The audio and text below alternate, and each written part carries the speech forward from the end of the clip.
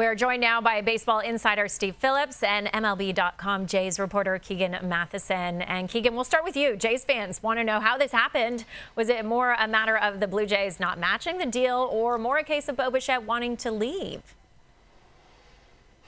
I think it comes down to money in this case. And Bo Bichette has said a lot of times over the years that he wanted to stay in Toronto. He wanted to finish this with Vladdy, play out his career where all of this started, and where Blue Jays fans have gotten to know him, growing up as a top prospect and then a star. But money is always going to win. And going forward, that's the way to look at this. Now, if the Blue Jays had have matched the offer, the money becomes a tiebreaker very quickly. But that hometown discount is never going to take over the biggest contract on the table. Bo clearly got that, and he maintains a lot of power with this. He has the option to go back onto the market when he chooses with opt-outs, and even if he rides out this contract, he's back on the market at a prime age. That's awfully attractive, not nearly enough to give a hometown discount. Okay. Now, Steve, the Bo and Vladdy tandem was the symbol of this era of Blue Jays baseball. Half that duo now gone. Is this as big of a blow to the Jays as it feels? Well, you're right. It does feel like that, right? There was a plan, and now the plan can't happen. There was momentum in the offseason, and the momentum feels like it stopped. That being said, the Blue Jays are a very good team. I think they're the best team in the American League East. You can easily make a case they're the best team in the American League, and they have a real shot of going back to the playoffs, winning the division, and going to the World Series, even without Bo Bichette. And so it's not going to be the same. It's going to feel different, but it's got a chance to be every bit as good and as much fun. And it's a shame that they weren't able to ride this out together, but it's the business of baseball that prevails, and yet the Blue Jays, playing the business of baseball on their side, have put together a very good team that can compete with anybody in 2026. Yeah, that's right. I mean, the Jays have made a few big moves this offseason. But, Keegan, is this a better team today than the one that lost Game 7 to the Dodgers?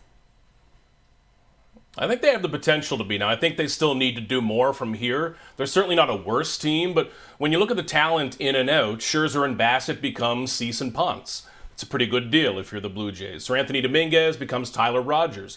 That can work out. And then Bichette's production will need to come from Kazuma Okamoto and the rest of the Blue Jays infielders. So you can see how this breaks even. You can see where there's a little bit of upside there.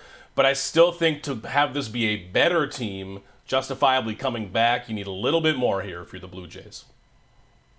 So I look at it too, and I think, well, on paper, it doesn't always tell the story. But I think a full season of Trey Savage in the rotation, a healthy Jose Barrios in the rotation, Anthony Santander with a bounce-back season, the experience that Ernie Clement and Edison Barger and Nathan Lucas picked up last year, I got to tell you that I think this has a chance to be even better than the team last year. Okamoto is a very intriguing guy to me. He's not Bo Bichette. He's different, but he is a contact hitter. He does have power. He's not a great defender at third base, and so they're going to have to move the roster around a little bit. But I look at the entire package of this team, and you can close your eyes and dream without a lot of going well beyond expectations that this team can play out to win the American League, have the best record in the American League, and go back to a World Series. They have that much talent on this roster to go back again. Well, Jays fans will be happy to hear that and how positive you guys are on this Jays roster. Now, there is still a month until spring training. And, Keegan, do you expect the Jays to chase any more big names, either in free agency or maybe by trade? They're in an interesting spot with this market right now because of what they already have in-house. Now, the Blue Jays don't have any glaring black holes on their roster where they just need a body. They have big leaguers right across the roster. We saw all of those big leaguers contribute to a World Series run. So I think the Blue Jays now need to think of who would reps be getting taken away from. In the infield, that would be Ernie Clement, maybe Addison Barger. In the outfield, that would be Nathan Lucas, Miles Straw, Davis Schneider. So you need to noticeably upgrade from those names, not just with a big leaguer, but with someone who can raise the ceiling. Now, someone like Cody Bellinger does make sense for all the same reasons that Kyle Tucker made sense in Toronto. They need an outfielder long-term beyond Varsho, beyond Springer.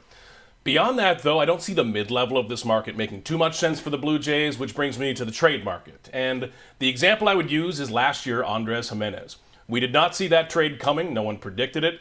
And I know that's the easy cop-out answer, but there's always the potential of something that you did not see on the trade market, which could be a little likelier if they don't get someone from the top end of free agency. So I look at it too and think that although I think this roster's got a chance to be better, I'm with Keegan.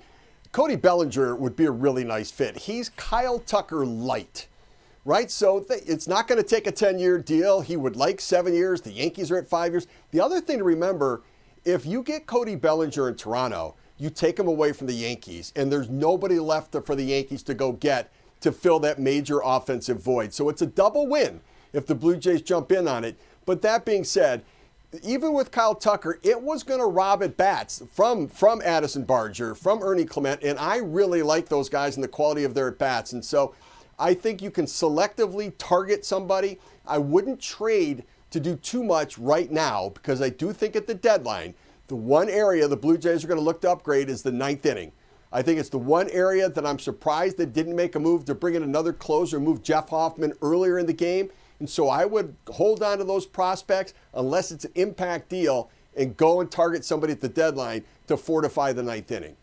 Okay, we'll wait and see what they do. What we do know is Bo Bichette's first game against the Blue Jays will come June 29th when the Mets visit Toronto.